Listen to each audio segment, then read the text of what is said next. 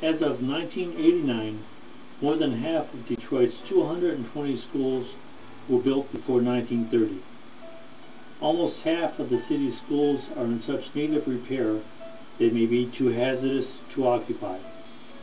The state of Michigan and the city of Detroit have a mandated plan to close a total of 110 schools by the year 2009.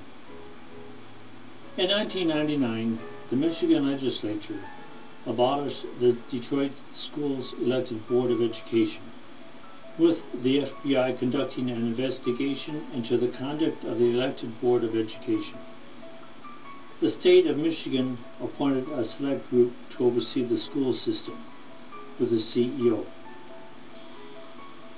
The newly appointed board made no significant improvement and was replaced by an elected board of 11 members on November 8, 2005. The late 1960s took the Detroit student population close to 300,000 students. The student population began to erode after that period. During the decade of the 90s, Detroit experienced a loss of 40,000 students, while losing an average of 10,000 students per year after that period. Charter schools began outpacing Detroit public schools by 22.5%.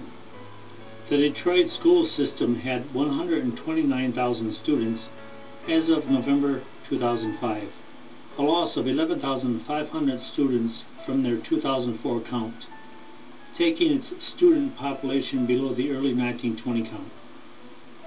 The loss of students translates to at least $61.9 million in funding.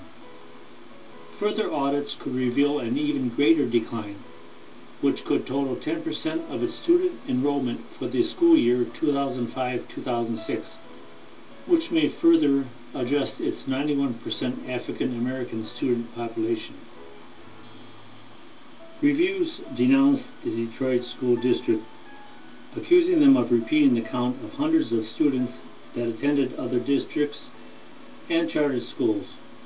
With leaking roofs, lack of toilet paper, and school supplies, students held a demonstration on March 29, 2006, with 32 students being arrested. Charter schools with non-certified teachers siphon money from Detroit's public schools, with some students returning to Detroit public schools after finding out their charter school does not offer the level of education they expected. If that happens after the fourth week of the school year, the money does not follow the student, leaving the Detroit public schools with insufficient funds and larger classrooms. Detroit starts the 2006-2007 school year with a 25,000 pupil loss, which could cost the Detroit school system $230 million in state and federal aid. This loss eclipsed the 2005-2006 school year losses and may be the greatest loss in the history of America's educational system.